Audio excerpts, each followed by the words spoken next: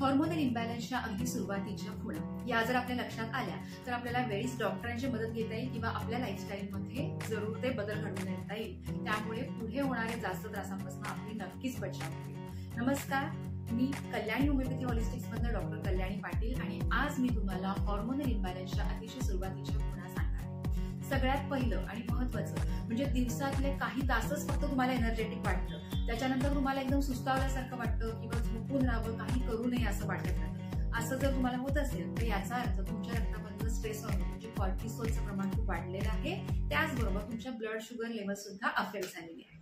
दुसरं महत्वाचं म्हणजे मेल टाईप ऑफ बार्डनेस, म्हणजे तुमचे केस गळतात पण पर्टिक्युलरली या भागातले केस जास्त गळतात.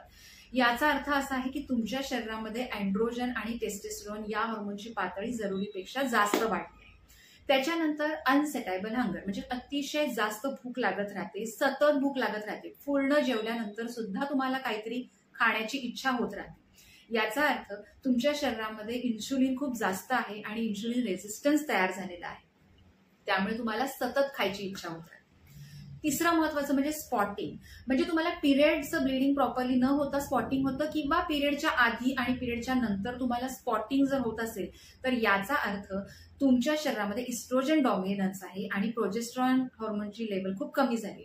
आणि याचा अजून एक अर्थ असा आहे की तुम्हाला ओव्ह्युलेशन दरवेळेला होत नाही. त्याच्यानंतर पाचवं महत्वाचं क्रॉनिक ब्लॉटिंग, म्हणजे तुम्हाला सतत गॅसेसचा त्रास होतो, अपचन किंवा मग ढेकर येतात. याचा अर्थ तुमच्या शरीरामध्ये इस्ट्रोजनचं प्रमाण वाढलेलं आहे आणि त्याचा परिणाम तुमच्या डायजेशन सिस्टीमवर झालेला आहे. त्यामुळे सतत गॅसेस होतात किंवा पोट फुगल्यासारखं वाटत राहतं. तर आता ह्याच्यासाठी आपल्याला काय करता येईल, तर अगदी सोप्या गोष्टी म्हणजे तुमची झोप ही पुरेशी असायला हवी आणि ती शांत गाढ झोप असायला हवी. आणि याविषयीचा एक वेगळा व्हिडिओ, झोपेचं महत्व या विषयावर एक वेगळा व्हिडिओ मी शेअर केलेला आहे ऑलरेडी, तर त्याची लिंक मी तुम्हाला खाली डिस्क्रिप्शन बॉक्समध्ये शेअर करते. तर झोप ही तुमच्या हॉर्मोनल बॅलन्समध्ये अतिशय महत्वाचा रोल प्ले करते. त्यामुळे तुमची इमोशनल आणि फिजिकल हेल्थ खूप चांगली राहते जर तुमची झोप चांगली असेल, कारण तुमचं सर्कॅडियन रिदम व्यवस्थित सुरळीत राहतो. त्याच्या पुढचं सेकंड आहे म्हणजे डाएट. तुम्ही बॅलन्स डाएट असायला हवं, ते न्यूट्रिशियस असायला हवं.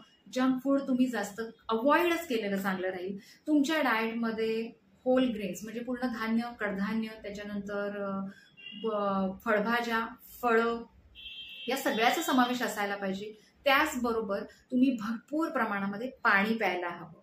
त्याच्यानंतर तिसरं महत्वाचं ते म्हणजे एक्सरसाइज.